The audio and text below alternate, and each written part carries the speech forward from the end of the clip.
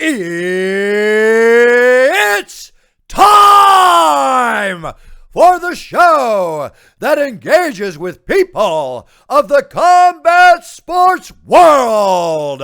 And now, presenting the reigning, defending, undisputed combat sports show champion of the world, Flash Knockdown!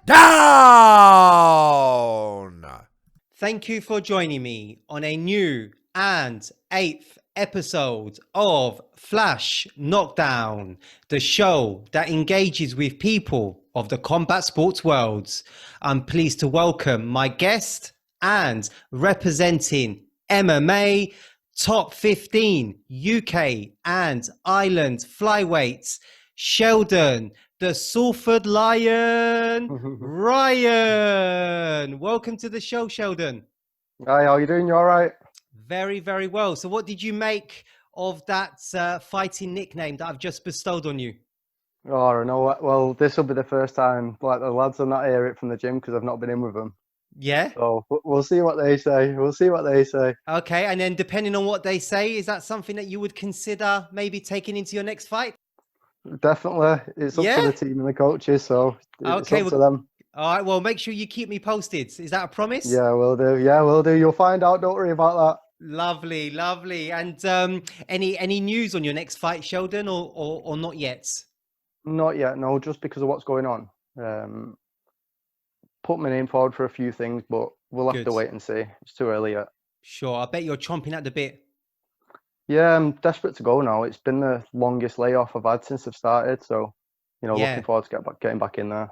Yeah, you've been an active fighter. I think the last time you competed was at Cage Warriors. Yeah. Can't remember the date off by heart, to be honest. Yeah, I think that was in. It was even February or March. Yeah. I think it was March, early March. Yeah, early March, just before the lockdown. It was. That's what set me off. The lockdown, just with days, times, don't know anything. Crazy. Every day just blurs into another, right?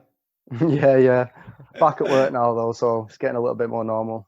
Good. Normality has resumed. Fantastic. Thank you very much. So, Sheldon, before we look at your flash choices, could you give the viewers an overview on your MMA career, the gym you represent, and how people can find you and your work online, please? Yes, so I fight out of One MMA Academy in Salford. Also represent Next Generation in Liverpool. My record's 5-1. I fight flyweight and bantamweight.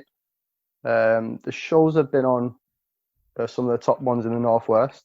Got UKFC, ICFC, FCC, and Cage Warriors. And the Insta channels are pretty much as you see them. One MMA Academy is One MMA Academy. Next Gen Liverpool is that. They both offer free trials. So if you want to get in touch with them, get involved in MMA, you can hit them up on Instagram. The same on Facebook, and with me, it's just Sheldon Ryan 94 on Instagram and just Sheldon Ryan on Facebook. Brilliant. Thank you very much. Thank you very much for that then, Sheldon. So the moment you've been waiting for, my man, your flash choices. Yeah, I've been looking forward to this. Good. Me too, my man. Me too. So for anyone not familiar and first-time viewers, Sheldon, I will ask you 10 questions. Yeah. With 2 possible answers. And you choose the one that best suits you in a flash. Got it, Sheldon? Yeah, cool. Cool. Let's go, my brother. All right. So first one then, Sheldon. Charlie Burke or Clean and Jerk? Charlie Burke. It's got to be a teammate. Yeah, absolutely. She's Teamwork a tough makes the dream work. Yeah, she's doing well. She's training hard as well. So, yeah, she's doing well at the minute.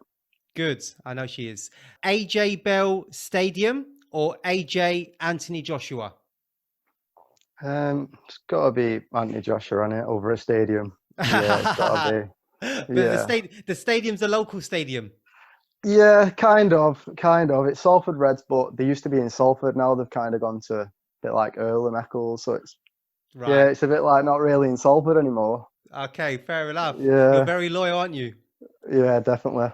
All right, this one will test your loyalties. FC United or Manchester United? No, definitely Manchester United. I've been to an FC game, but it's because my friend lives there, literally facing the stadium.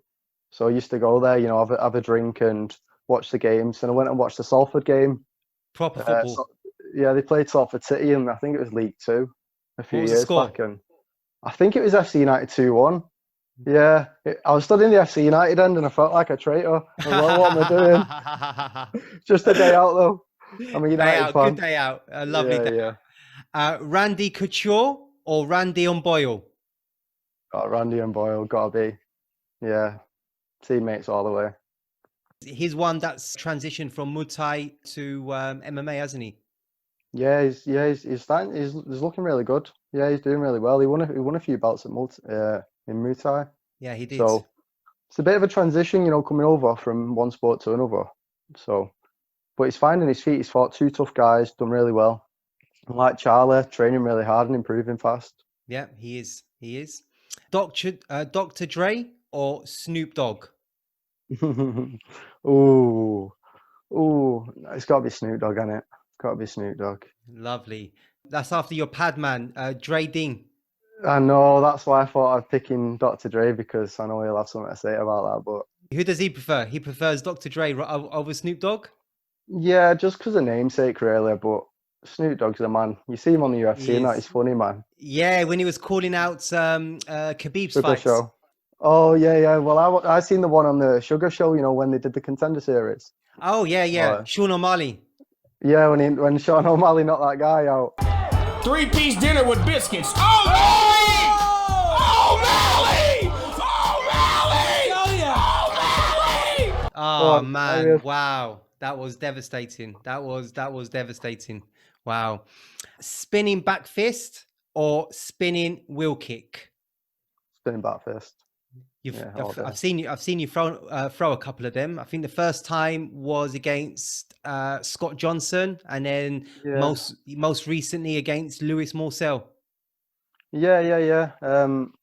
To be honest, well, I did try and throw it in the last fight, but it kind of didn't go to plan. No, he didn't. No. But yeah, Well, I I didn't want to like mention it. that. I know. Well, I remember watching it back thinking, need to be careful with that. You do, yeah. Yeah, but it was just a rushing. But yeah, definitely spinning back fist. Spinning back fist, brilliant.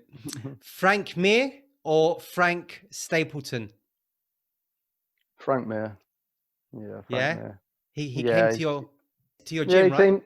Yeah, he came for just one day. Just one at other gyms brought him down and come in, visited for the day, trained with a few of us, and yeah, we took a few things off him. To be honest, he's quite an open man and gives advice quite freely. So it was nice to speak to him. Yeah, MMA legend. Any Frank Mir highlights that come to mind? No, not heavyweight type of guy. Me, I like the lower weights. Fair enough. Yeah. Conor Sadlan or Conor McGregor? Oh, Conor Samlin all day. Yeah, it's gotta stay with your teammates. That And is your coaches, definitely a yeah. recurring theme. Sunday morning no gi or Monday night sparring? Monday night sparring. Yeah. Any reason? No, it's nice to start the week. Yeah, you start the week with sparring on the Monday, do a little bit of technique on the Tuesday, and back to sparring on the Wednesday. So, yeah, I like the Monday sparring. Cool. Yeah, it gets you ready for the week. Cool. And how often do you spar? Twice a week usually. We spar obviously jiu-jitsu and we don't really. I'm wrestling. Yeah, we do wrestling on a Thursday, but other than that, it's all technique work, fitness work, and yeah, the classes. I still go to most of the classes. Don't just train in the daytime. Do most of the night ones. Can Good. take quite a lot from them. Sure. And the final one then, Sheldon. Workout 7 a.m. or 7 p.m.? Can I say both? Do you know what? I knew you were going to say both. You can't say both. It's either No. or. Oh, it's 7 a.m. then just to get it done. Yeah, get it out of the way. Get the day set out. Get your right meals, your meals prepped. Get things set, and then a good Nice. sleep. Nice. And then a chili con carne at night.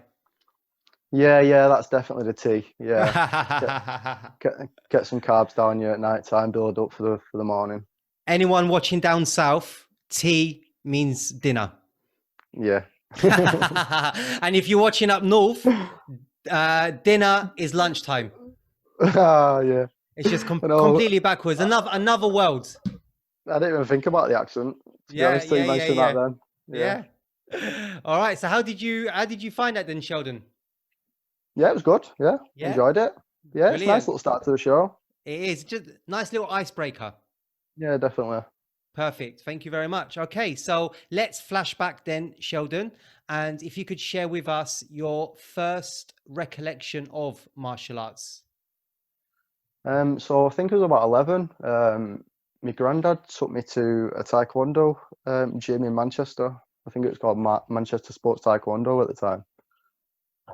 I was there for about a year, and that was the first recollection of martial arts. Stayed there for a year, got a yellow belt, but one of the grandparents got ill, and it was my granddad that used to take me, and he was the only one that used to drive, so just had to stop, at the time, and then just went more into football from then. Okay, and then when did you begin MMA? Only 3 years ago. Yeah, 3 years ago. just over. Yeah. Just literally 3 days after One MMA opened, got told about it, and I was looking at the time, for a gym. I'd never trained it before, just liked it, watched it, and then a friend recommended me to that gym because obviously Menga was the coach. Yeah. All right, we'll come on to him in a minute. And who were your heroes growing up, and how did that influence help you in later life, Sheldon? In terms of heroes, it was more of didn't really have sporting heroes growing up. So I was into football. And at the time United had 22 players that were all immense. So I didn't really have one. Yeah, no, I didn't really have one. But in terms of heroes, probably my grandparents. They sort of brought me up and taught me respect, everything that's needed. So definitely them. Excellent. And what got you into MMA? Just watching the fights on TV. My friends used to watch it. They used to watch Cage Warriors, and I was on lads' holiday one time, with all my mates. They're all like, right, we're going to go here because we want to watch Cage Warriors. Oh, all right, then go. And it ended up being Paddy on TV and fighting. I can't remember what fight it was, but I just remember after that fight, I was like, fancy a bit of that.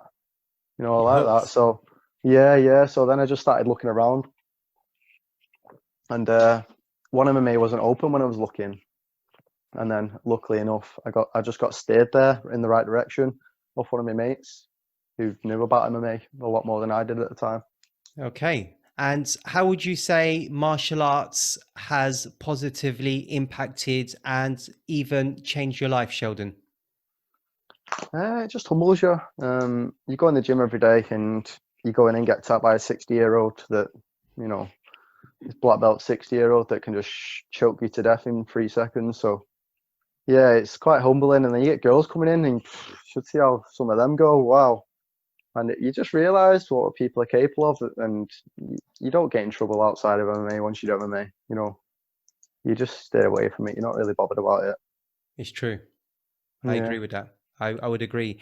And was competing always part of the plan? And if so, how did you determine that you were ready to compete?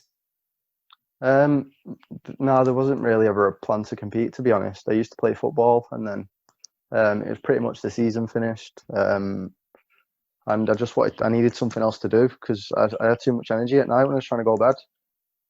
So, like I said, One MMA opened, and that was it. 2017, wasn't it? Yeah, 2017, yeah. I think it was like the end of October.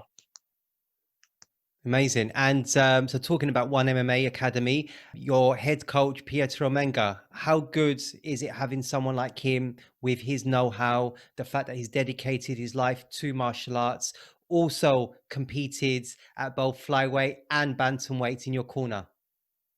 Yeah, quite lucky, to be honest. Just felt dead lucky. I've ended up falling into the hands of one of the best flyweights in the country.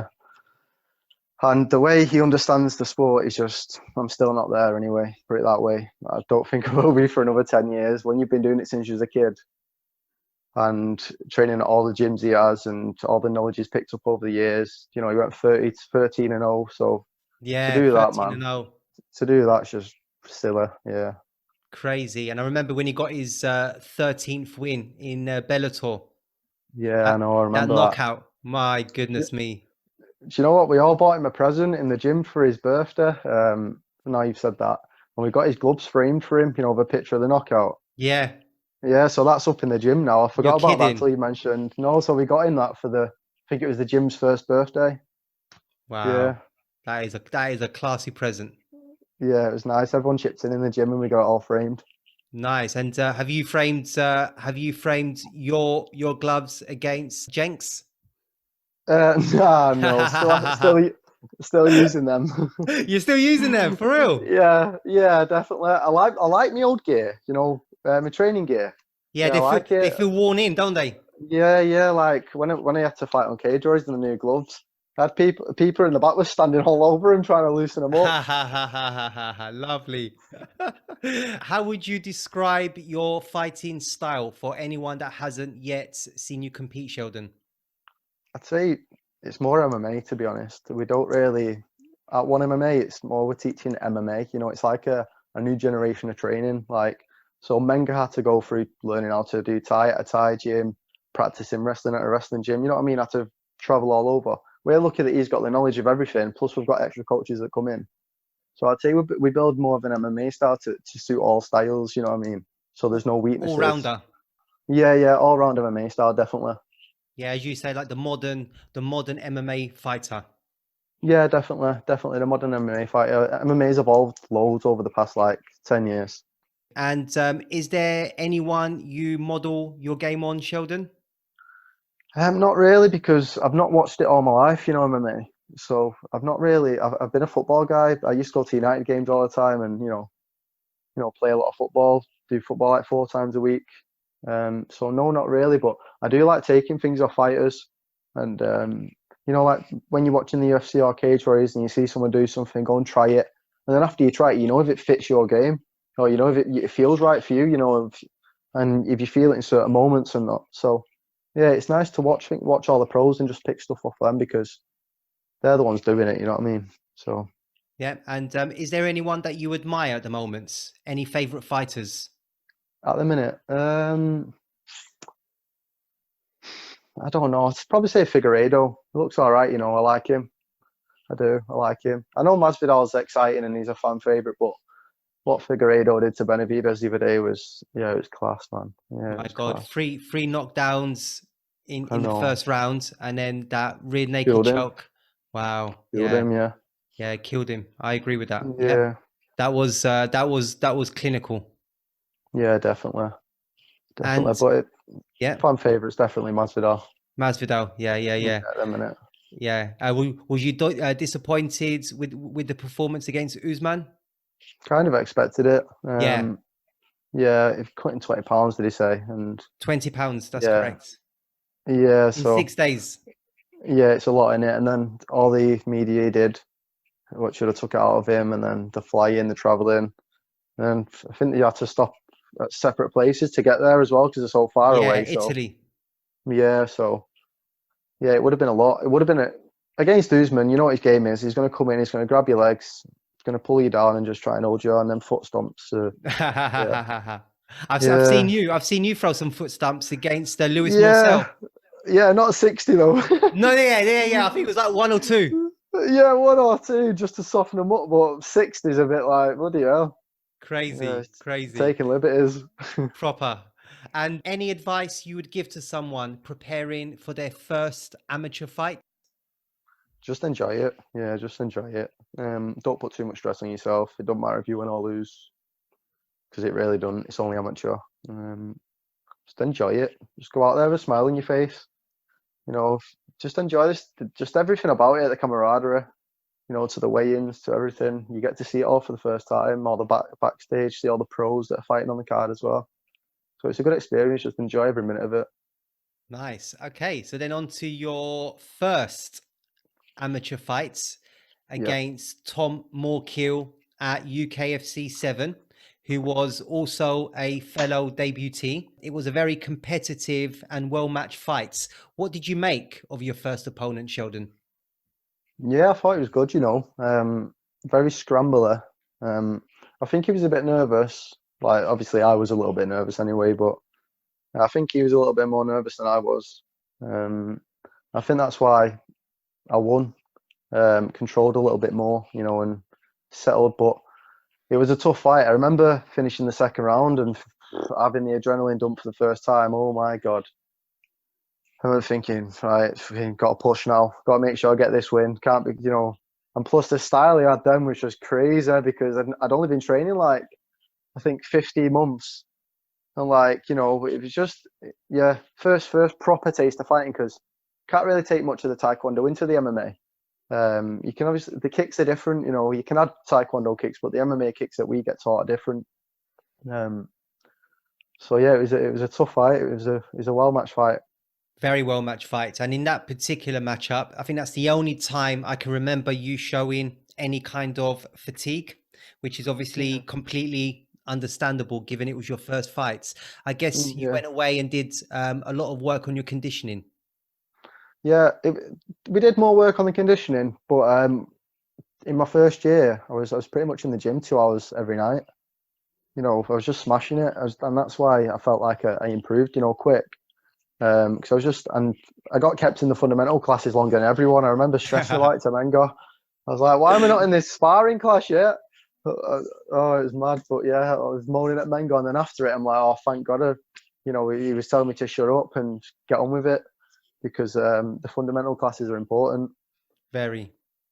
Yeah, you've got to learn the bread and butter first, right? Yeah, definitely. Don't rush. Your coach will know when. Yeah, I would agree with that. And so it was a unanimous victory against Moorkill. Describe that winning feeling. Yeah, well, it only set in afterwards, to be honest. When I was there, it was like, I don't know, I was knackered after the fight. Yeah, I was drained. I just wanted to get a Macca's and go home. You know, I think I did you? Yeah, definitely. You did. Straight. The only time I can get a takeaway is if I deserve it.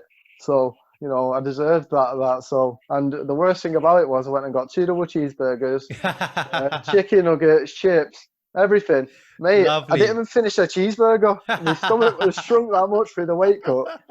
Oh, for God's sake. Nice. I saw a picture of you with your trophy in your passenger seat. Oh, yeah, it was funny. It was just a joke that for the team.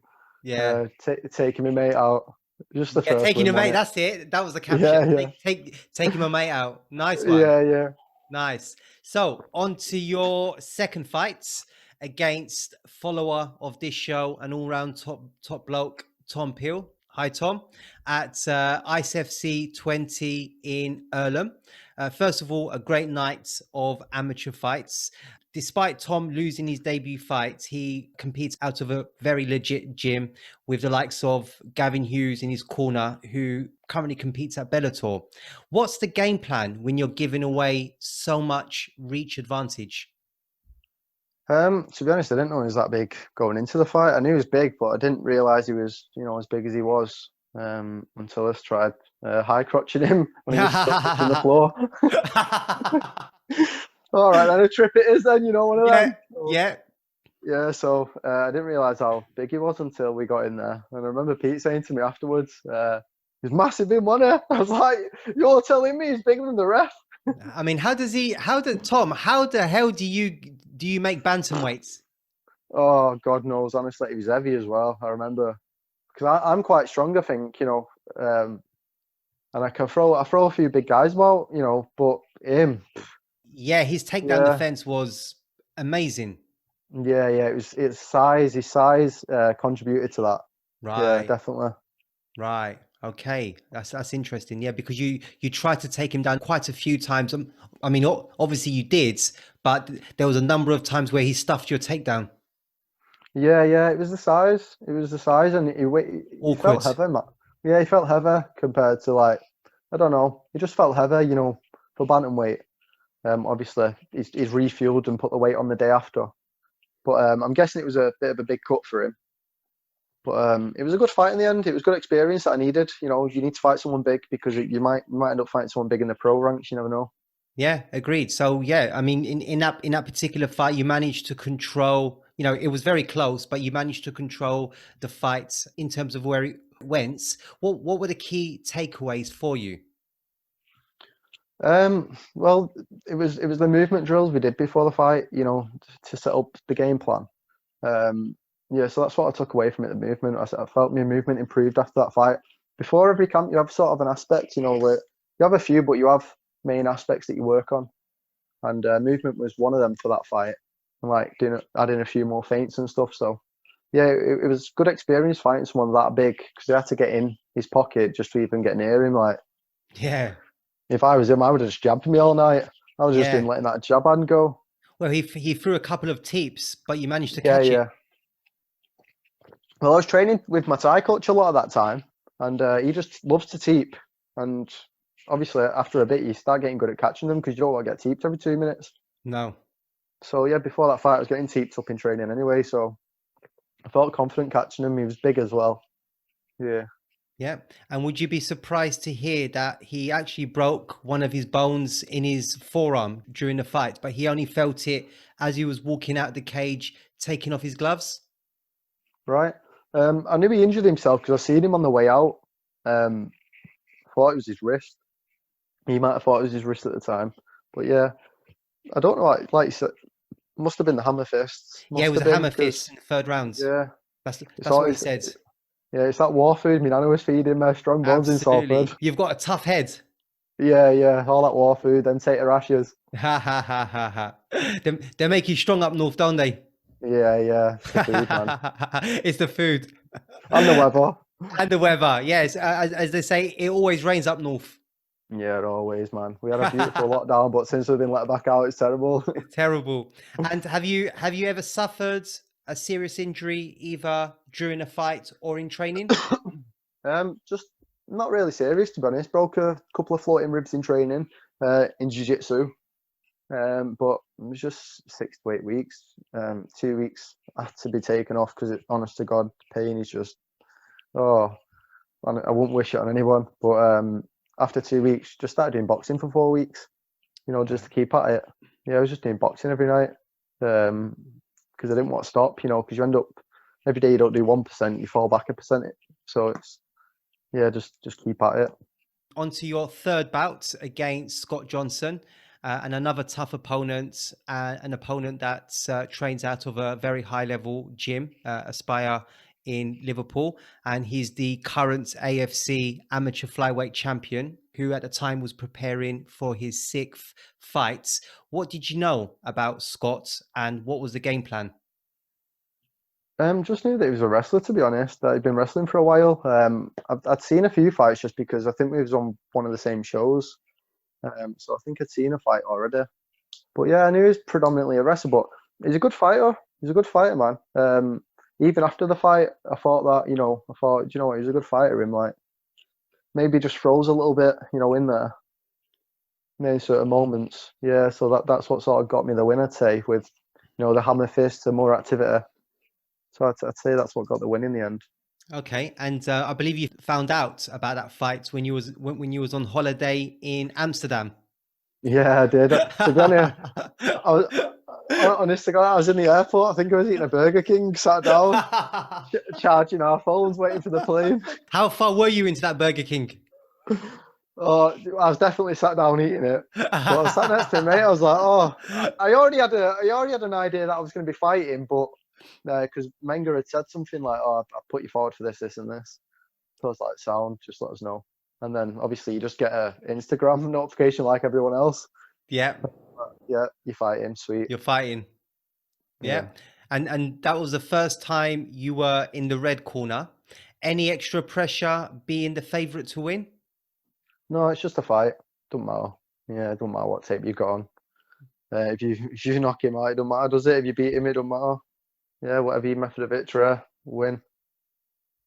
Yeah. And you started that fight in very confident fashion. You were very loose and showcased some of your stand-up ability, which up until that point we hadn't seen. until he went for that single leg midway through the first round.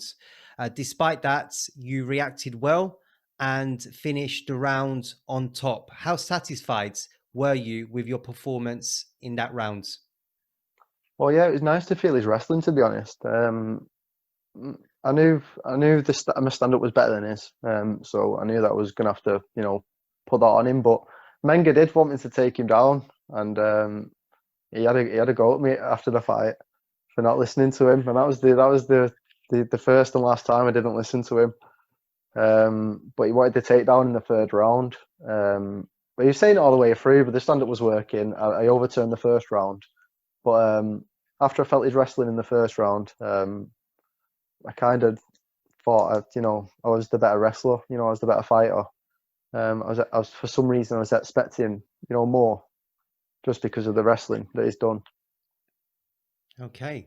And in that second round, I think it's fair to say that he won. You spent a lot of that round caught up in his body triangle. However, I just wanted to get your take on whether you felt that was a 10-8 round in his favor. Yeah, it was a close one. I reckon if he would have threw more punches, it definitely would have been a 10-8, because obviously I didn't do anything but defending that round. Once he got that position, it was rest time. I felt he had that body lock. He wasn't letting go of that. I didn't want to waste the energy getting out. So I sort of made a decision to just throw that round to then stick it on him, in the third. I was still trying to work, I was still rolling up the cage, moving, defending, wrapping his arms up, tying him up. But if he would have threw more shots in that round, definitely would have been a 10-8. Yeah, he just needed to land more. Well, I think he might have landed one punch, in that second round. I think he just got through once, through my guard. So, yeah, that was the only thing I'd say he should have done, is just strike more. Right. That body triangle was nice. Yeah, and then at the end, he managed to get the rear naked choke with 5 seconds of the. Now was that no? Wasn't in. Nowhere near. Okay. Nowhere near. Okay. Yeah, I remember I sat up and looked at the ref it's not going nowhere. This. Right. Yeah. Okay. Yeah. And yeah. then in the third round, and then certainly from the judge's point of view, you were the busier fighter, landing a number of hammer fists whilst he had you pressed up against the cage with your left leg locked up. What did you make of the unanimous decision in your favor? Did you agree with it, or did you feel the fight will be scored as a draw? No, I did think I win. I think I won. Sorry. You get a feeling when you're in there, if you win or lose, and you know yourself. And I felt like I won that fight. I think I won 2 rounds, and because he wasn't as active in the second, I don't know if he used a lot of energy or what, but I don't know. It just felt like he stalled in the third. When he had that leg. I don't know, or just ran out of ideas. But it just, didn't really try much. And that whizzer he had him locked up with, it's not really the best defense for that. So I think he just, I don't know, maybe a shot landed, I don't know, but he didn't feel active, in the third as much as I've seen him in his other fights. Yeah, because he seemed very disappointed with the final decision. I don't know why. Obviously they must have thought he had the 10-8 that round, but he just needed to strike more. I thought the judges got it right. Fair enough. And then on to your full fights, and I have a feeling probably your most favorite fights out of the 6 that you've competed in, and that was against Jake Jenks at UKFC 10. In that particular fight, you went back up to bantamweights. First of all, what's it physically like moving between weight categories, and which of the 2 weight categories do you prefer or feel most comfortable competing in? Yeah, I can fight at both. I'm a fighter. I'm not bothered. If you have to do a weight cut, good. But for bantamweight, I just don't have to do a weight cut.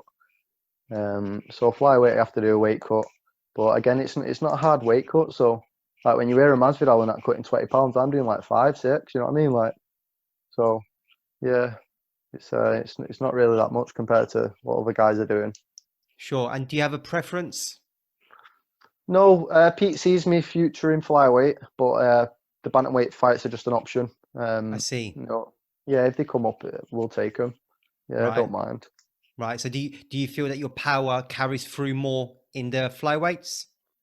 No, I feel just, I don't know. I feel just as good in both, to be honest. I do feel bigger when I'm at bantamweight, like in the cage. I feel bigger in myself, I feel a bit bigger, but in flyweight, just feel a bit faster. You're carrying less weight, you know what I mean? Like, you're going to be a little bit more nimble and a little bit faster, a little bit sharper.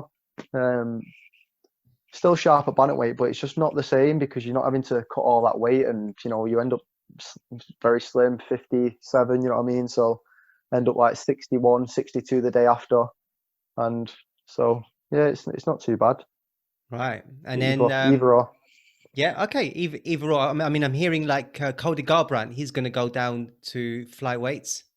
Is there? Yeah. Yeah. Yeah, I don't know. Dillashaw tried it. Yeah. He needed that EPO. He didn't look well, did he? He didn't look well. He didn't. Yeah. He didn't at all. No, he didn't. I don't know what Cody walks around at, so I couldn't really say, but I don't know. He's not got the best chin at bantamweight, So if he's cutting weight and coming down, I don't know. His chin might deteriorate a little bit more. Sure. Especially if Figueiredo hits him as well. Wow. So against that fight against Jake Jenks, it was a tense but familiar build-up in that you're both from Salford, also went to rival schools. He was sure that your game plan would be to hold on to him for the entire 9 minutes. And boy, was he wrong. I'm guessing you heard those comments pre-fight. Yeah, I did hear him. Yeah, I think he's in La La Land for the start of that build-up. Yeah, we've got an MMA style done at One MMA, and the previous opponent Tom.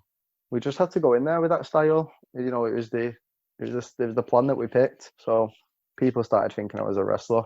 And they start thinking, you're this. We're an MMA gym. We're MMA fighters. We'll take it to areas that you don't want it. And that's exactly what we did. Walked in there. He had his hands down. His chin was up. So then coming to the fight, it lasted 70 short seconds, and you came out with venom. This is indeed the people's main event. We've come all the way to Preston for Salford versus Salford. You threw an overhand right, which dropped him, and then you immediately jumped into his guards and just landed blow after blow after blow. You gave him no opportunity and gave the ref no choice other than to call it off. To hear those comments pre-fights and then to finish it in that fashion, I mean, I can't even imagine the feeling. Could you do your best to sum it up? Yeah, it was nice. It was nice because it was built up to be a big fight as well, by the promotion and Jake himself. I didn't do any talking. I just trained, and I think that's just what shone through, in the fight. I was just focused on knocking him out. I was training that overhand right for a long time, and I tried it on Tom. Didn't think the reach just was too much. Because I remember you trying it on Tom, and like the commentator said that he could just feel the wind. Yeah, I felt it just scratch him. Yeah, he just missed him. Do you know what? He actually jabbed me as I threw it, and it just sort of caught me a little bit, and I think it sort of knocked me off. Plus the distance as well. But yeah, so I think that's what's actually happened. Right. So you throwing that overhand rights against Jake. So that was part of the game plan. That wasn't just instincts. No, it's part of the game plan. Yeah, the build up. Right. He sort of felt he gave himself away in that podcast a little bit when he said that I'm going to hold him down for 9 minutes. I thought, well, if he believes that, it's going to be an easy night sort of thing, because he's going to come in with his arms down, thinking he's coming for that takedown, and then what's open, chin's open. So that was the game plan. My God. And what did you say to Brian Lacey through the cage? Oh, God's sake. So I basically turned around to Brian and said, "Oh, the last 3 fights, I wasn't trying to knock them out. This fight, I wasn't. It took me 70 seconds." Oh no, it was just because I don't go in there trying to knock people out. Like, we go in there to learn and get the rounds in and get the experience. I'm not bothered about knocking people out. And there's areas that we need to work on, and the fight is the best area to work on your game. So, that's what it's about for me. Right. Okay. And then it was all respect at the end between you two, which is what martial Yeah, arts he's a is. good lad. Yeah, he's a good lad. Yeah, it was nice Yeah. to see that respect at the end. Yeah, I didn't really know him well, but we just knew each other because I used to play football with a few of his mates. I played with them for years, to be honest. So I just sort of heard of him, through them. But yeah, it was a good fight. It was a style match. It was a nice style matchup. Yeah, as they say, styles make fights. Yeah, it was a nice fight to make at the time, and It was perfect. yeah, Pete thought it was a good fight to take as well. So he just gets to say on everything anyway. Indeed. And is it true that you went to rival schools? Not really. Kind of. We used to play football and rugby against each other, but I was in Salford and he's kind of in Swinton, which is, it's only like 5 miles down the road. But we had 3 schools sort of on the same road, so we weren't really bothered about. In terms of rivalry, we was mainly focused on beating, the schools that were close to us. Yeah. Okay. That particular win and that particular fight got you, I'm sure, the first of many title fights against a fellow 4-0 competitor, Lewis Morsell, at FCC 24 in Bolton. How did that particular matchup come about, and what were your thoughts pre-fight?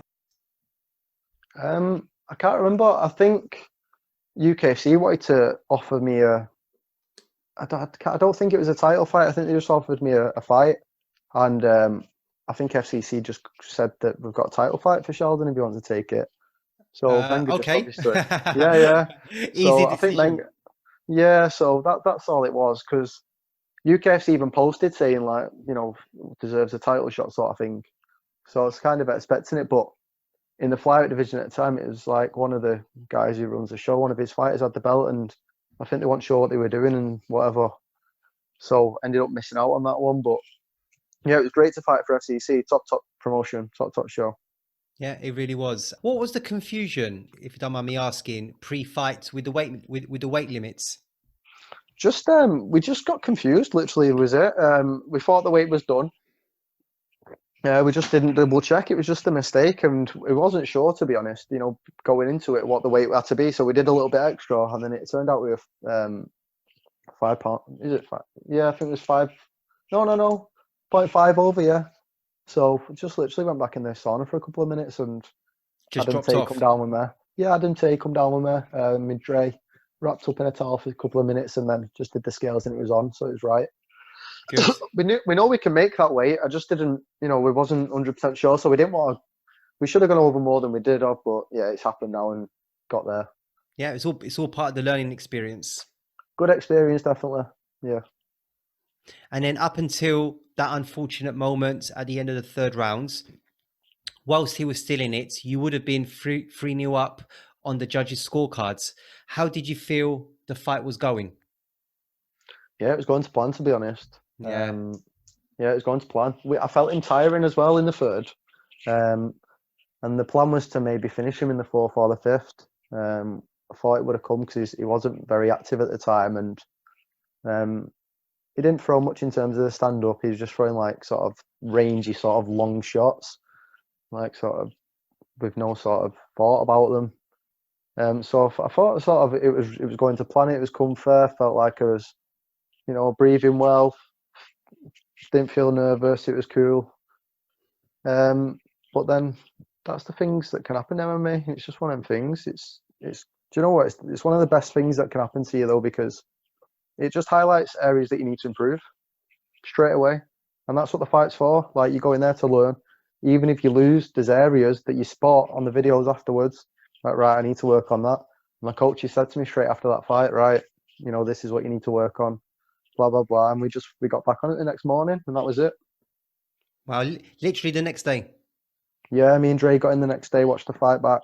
One of the lads videoed it, and then started going over some techniques. Yeah. Wow, amazing. So then he landed that ninja choke off a guillotine attack. Just explain for the viewers, if you don't mind, the error that you made. Just put my head to the wrong side. Yeah, you did. Yeah, put my head to the wrong side. As well, I seen it. To be honest, we sort of, if you watch the fight back, you can see him trying it in the second, and it's from a poor left underhook. If I would have had a better underhook once I've got him against the cage, it's not going to happen. But obviously, when I'm down his legs, I should have stayed on the double. Or to be honest, I shouldn't have attacked. I shouldn't have attempted the takedown. But buts at me is, as long as you learn. Yeah, because you went for that single leg, didn't you? Yeah, I went for the single leg. Yeah, the wrestling was working well. The takedowns. So I thought I'd stay on it, and I felt fresh. So, but it was nice, man. It was a nice finish. Yeah, you can't take away from him. It was nice. It was nice. But I don't think he's competed since. I don't think so. No, I've not really been keeping an eye, but I've not seen any posters. No, he hasn't. He hasn't. Okay, so then on to your most recent fight against JJ Jones at Cage Warriors. First of all, that fight was originally slated for AFC 15. If so, what happened? I don't know actually, because Menga told me he got injured or something, but then he had a fight 2 weeks later, I think. So I think so. I don't even know. I don't know the facts to it. The crazy world of the amateurs. Yeah, you can't get too invested in it, or because it's just going to happen. Whatever happens, happens. I've seen from like fighters in our gym, they get pure fights cancelled, and that was the first one for me. Whereas my friend has saying, oh, I think he's had about 6 cancelled in a year. So I'm quite lucky to just have had the one cancelled. Yeah, he's gone to pro now, isn't he? Yeah, pro. He's doing well, but he just needs fights. No one seems to want to fight him. Yeah, I mean, I've seen you hold up pads for him. Yeah, he was hitting them viciously. They're saying, yeah, oh, he's naughty. Yeah, naughty. he is. Yeah, he is. Cardio Nasty. freak. Yeah, Nasty. he is. He's a freak. Yeah, he's nasty. Yeah, because he's got that clean living. Yeah, very clean living. Yeah, eats clean. Yeah, lives clean. Trains all the time. Never stops. But he's good. He's good to be around, Hussein. He's always that guy at the end of the class that's doing 100 press-ups, sit-ups, leg raises, and squats. One around. I don't know. He makes you feel. Yeah, he makes you feel guilty, doesn't he? Yeah, it's like I've got to stay here. I can't be going home. Yeah, a perfect teammate. Yeah, definitely. I just link up with him and do press-ups with him, and just link up with the guys that are doing more. Like Randy at the minute. Randy's coming in half an hour. I've been training, like with him, so he's been coming in half an hour. He showed me stretches, all these new techniques. Been doing loads of stretches with him before the fight, before the training sessions and stuff. So proper loosens you up, and it's well worth it. I'm going to stick to it. He has like a little bit of a sequence he goes through, so I'm just picking that up off him now, and then obviously stay behind with Hussein. You end up getting quite a lot in. Good. So then back to that fight with JJ Jones. That was a huge occasion. First of all, how did it feel to put on those yellow gloves? And also, how did it feel having Mark Goddard, who is currently over in Fight Island and certainly one of the best MMA referees in the world, who has also refereed Pietro in the past, refereeing your fight? Yeah, well, the gloves are obviously iconic, aren't they? They're just iconic gloves. Yeah, I was happy to get a pair that I hadn't had to buy. Like, these are mint. They're even better that I didn't have to buy them. Yeah. But in terms of Mark Goddard, yeah, he's a legend, isn't he, of the sport? Just a living legend. Just a class ref. He knows what he's doing. Yeah, but when you're fighting, you're not really thinking about that, in the cage. Like, I didn't even notice Mark Goddard before the fight, to be honest. Just went out and was like, oh, right, ayo. No, he's a sound guy, good ref as well. Brilliant ref. You started that fight dropping him with a calf kick. I've noticed that's something that you like to throw at the start of your fights, and a kick that we're seeing more and more of in the UFC. Just how effective is that kick? Yeah, it's effective because if you're fighting somebody who likes to take you down or do takedowns. It can take a lot out of the takedown. But don't really necessarily like to start the fight with it. It's just whatever pops up, whatever opening pops up. Don't really matter. It can be an overhand right. I was just going to say, could be an overhand right. Yeah, so you don't know. You just don't know. It's just whatever the setup and how you're feeling. And if he wants to sort of, feel his way into the fight, if he doesn't, like JJ didn't really want to feel his way in. So it's the way he ran at me. It was just the perfect angle to just kick him, Yeah. Kick him and drop him. Literally, yeah. I just seen him run and I was like, yeah, he's getting booted. Is that from your football backgrounds? Definitely. So then in the second round, he came out really aggressive and determined to take you down and go for that rear naked choke. You, on the other hand, stayed calm and composed and ended the round landing some nice shots. How much of that composure do you owe to experience? Yeah, owe a lot to experience. Owe a lot to Menga as well, though. Even if just by watching that fight, just listen to him talking, because there's no commentary on that one. If you can just listen to him talking. I'm literally just following his instructions. Obviously I know what I'm doing, but he just talks you through instructions. So it's about your corner team, but obviously the experience that we've gained from doing all them rounds, for like, what is it, 4 fights we've done the full distance. So it's a bit of both. The experience helps, but if you've got a good corner team, they can talk you through a fight. Yeah. And then in the third round, you closed the distance and successfully got the double leg. And then you just literally smothered him. He tried a couple of knee bar attempts, but to no avail. A clear round in your favor. How much of a big deal was it to get back to winning ways and on such a high profile card? Wasn't such a big deal getting back to winning ways because I'm not bothered if I lose, because you learn anyway. It don't matter. There's people that you have a bit of an hard start to MMA. It don't matter. As long as you're learning every time, it don't matter. Yeah, the occasion was big. Yeah, because it was Cage Warriors' first time in Manchester. That's right. Yeah, so it was a big night, and there were some big names on the card as well. Some top performances as well. But yeah, it was an honour to get on Cage Warriors. Like I said, I was only watching it on TV 3 years ago. I wasn't even training, wasn't even doing MMA, and then to get on it in, a short period of time was good. It was good. It felt like all the hard work and every hour, it's paying off. Have you signed any autographs? No, not yet. Not yet. But not yet. I wound my mates up a few times saying I'll give them a signed autograph for the birthday and that, but that's about it. Awesome. All right. So now on to your Flash Fives, which is the final segment of the show, Sheldon. And I'd just like to reiterate my thanks for your time. No, thank you. Thank you. So Flash Fives, for anyone not familiar, Sheldon, I will ask you 5 questions and you very simply give me your best answer, mate. Is that okay? Yep, no worries. All right. So, number 1, Sheldon, who would you love to compete against, either dead or alive? Alive, Mighty Mouse. Oh, yes. Yeah. And then dead, was there one you were going to give us? Or not? Dead. Don't really know too many, to be honest. Fair enough. No, just okay. I wasn't really that into the sport at that time, and luckily enough, half of the ones that I've been following haven't had a chance yet. True. Okay. So your ideal way to finish an opponent? In 10 seconds. In 10 seconds flat? Yeah, 10 seconds. How? Have a pint. Have a pint as well? Yeah, straight after. Try to have a victory pint. Of course. Yeah, probably, it don't really matter. Honestly, it doesn't matter. Every shot's as good as every shot if you know how to throw it. Give us one. I'd like a left body kick. A left body kick.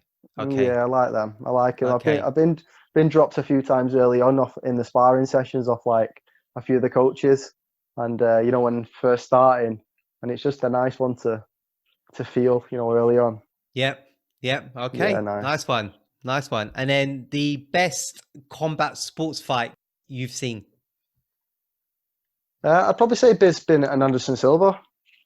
Yeah, That was in London, wasn't it?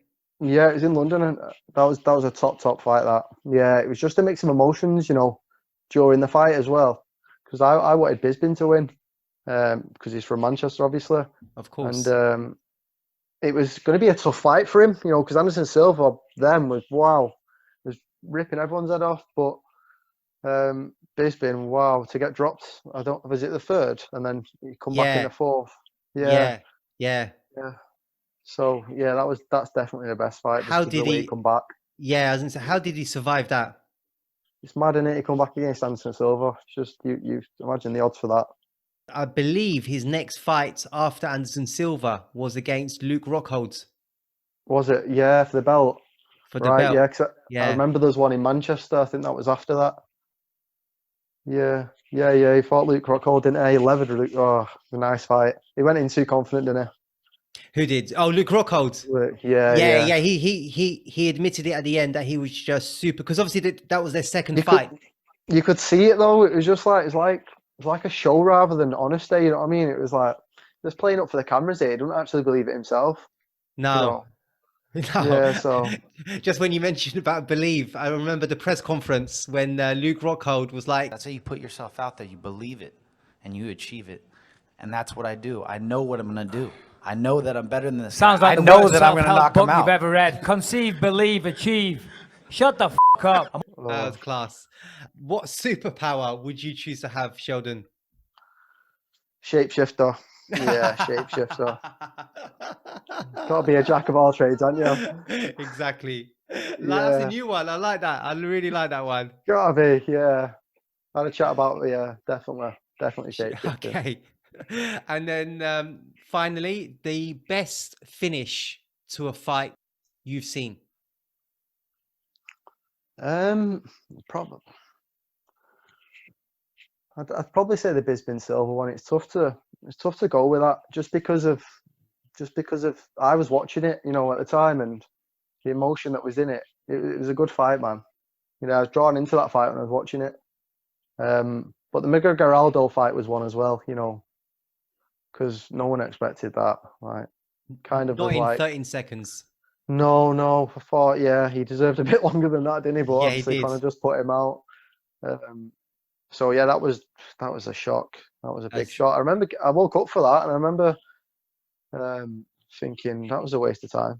yeah. Literally Yeah. 13 seconds. Getting up at 5 a.m. for 13 seconds. For Like, 13 seconds, straight back to bed. yeah, I remember being sat here like still half asleep. Like, wow, what has just gone on? Like, is it that Man. right? Yeah, because I only got up for the main event. Man. And 13 seconds, he had a cut nose, he was bleeding.